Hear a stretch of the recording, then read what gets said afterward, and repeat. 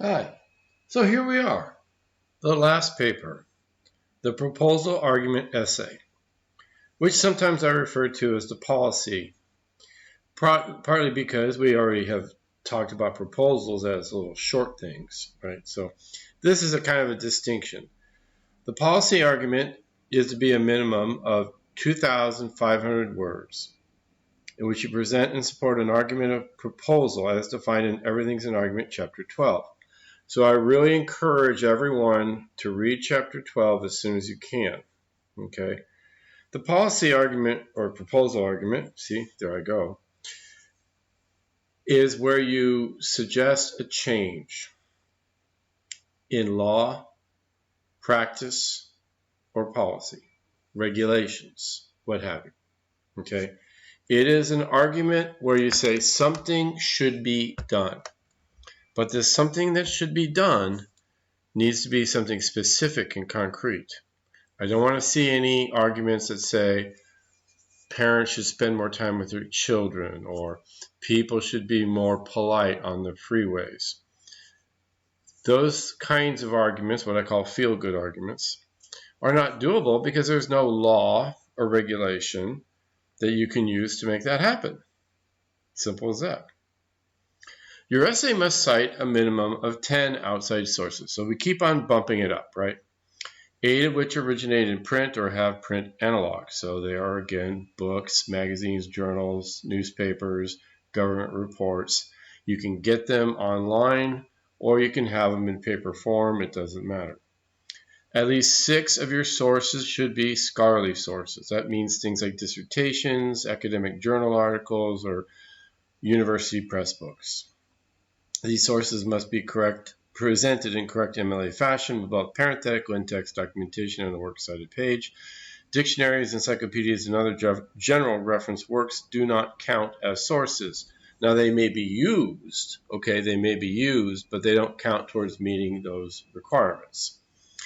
Your essay must start with an abstract of your essay, which should run about 100 to 200 words. The abstract does count towards your total words. So in other words, let's talk about it this way. Doing the research that you've been doing all semester long, I've got to believe that you've come across abstracts. Abstracts are basically summaries of the essay. So when you're doing your research, after you look at a title and you like what's in the title, maybe the next thing you look at is the abstract, and you read the abstract, and that'll tell you what's in the essay. And then at that point, you decide, yes, this is a good essay. No, it's not. It doesn't cover what I want. So you're going to write one of those for your own essay. To be totally honest with you, it could be one of the very last things that you do. In other words, if you're going to summarize your paper, you really have to have your paper all together first before you can really summarize it. Now, the topic will be a topic of your own choosing. But just as a reminder, there are a few topics that are off limits. Abortion, death penalty, child abuse, and religion, right? We don't go there. Certainly there are many other topics to choose from. Okay? You're lucky. You live in a time with many problems, right? So there's lots of things that you can look at to try to solve.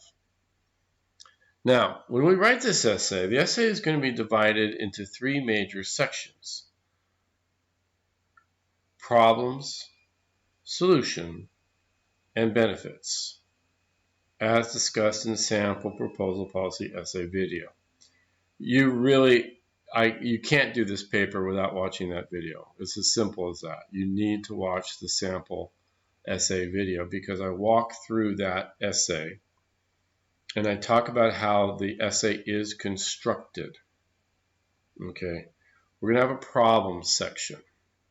This actually will be kind of like your argument of fact. All right. Remember, the argument of fact was the first paper that we did. Condition does exist, right? That's basically what's going to happen in this argument. This proposal policy argument essay. The first section is something you've really already done. You're going to describe a problem. Now, there are really 2 ways this can happen. Some problems everybody knows there's a problem. And so what you're going to be doing in that case is you're going to be defining it, getting the facts and statistics, give everything all the information that we need to know and understand about the problem. There are other times when people make arguments about things that not everybody already agrees is a problem.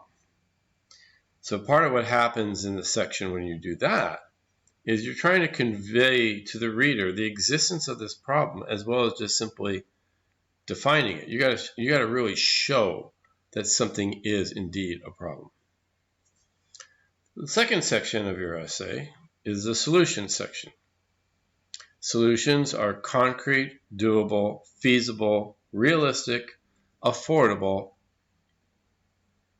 actions. Okay? So don't give me something that is just absurdly impossible, right? Or insanely expensive, or violates all kinds of human rights, okay? It has to be doable. Now, this is what I tell all my students when we get to this. I'm not expecting you to come up with solutions that no one else has ever thought of. Most essays will have solutions that people have read in their research and they put into their paper. And that is totally fine. I encourage that. Just make sure you document, right? If there's a solution to a problem that you read about and you think, hey, this is great, I want to use this, then use it. Just make sure you document. The benefits section is the third and final section of the essay. And for many students, this is the hardest because they don't quite understand the logic per se. The benefits are where you say, okay, here are the good things that will result. Or to put it another way, you're going to show how the problems are solved, or at least weakened, ameliorated. Okay?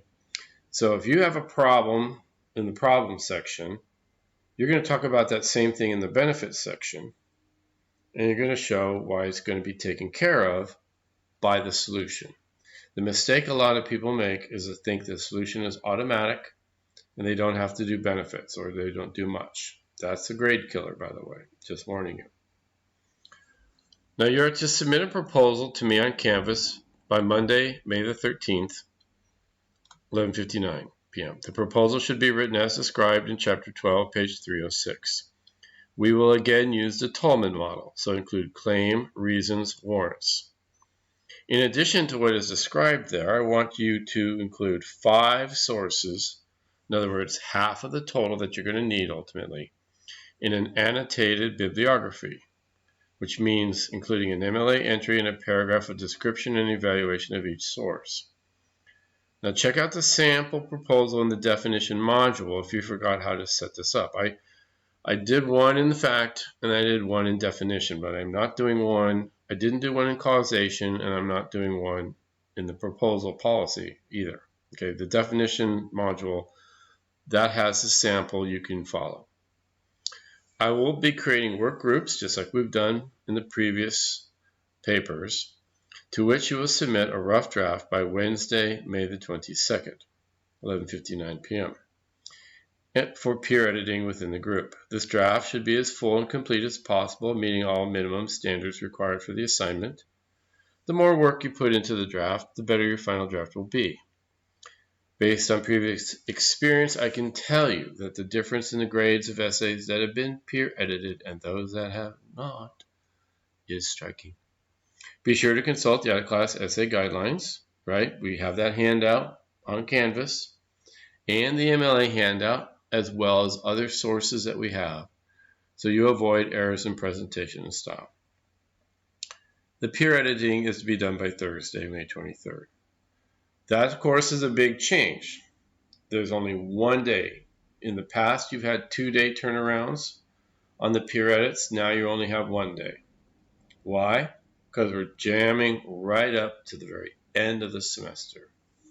You will need to revise and polish your essay and turn in the final draft on Friday, May 24th, 11:59 p.m. No late essays will be accepted. The course will be closed. Okay, let me remind you, that's the end of the semester. That is the official end of the semester.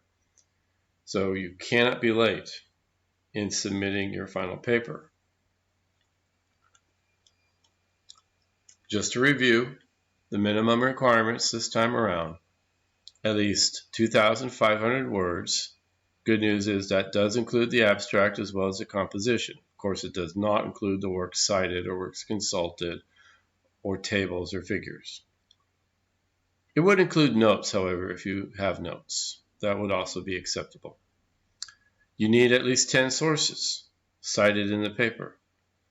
At least 8 originate in print or have print analogs. Couldn't quite squeeze that in. And at least 6 sources are scholarly work, as we've already talked about. Make sure you have an abstract at the start of the essay, approximately 100 to 200 words. Please make sure you do the problem, solution, benefits format. Check out the sample essay to be sure about what I'm talking about. And of course, as always, MLA documentation for both in-text and works cited page. And if you have a works consulted, that too. Okay, I know this is a bit different from what we've been doing in prior assignments. So if you have any questions, please make sure you contact me. Okay, make sure you read chapter 12.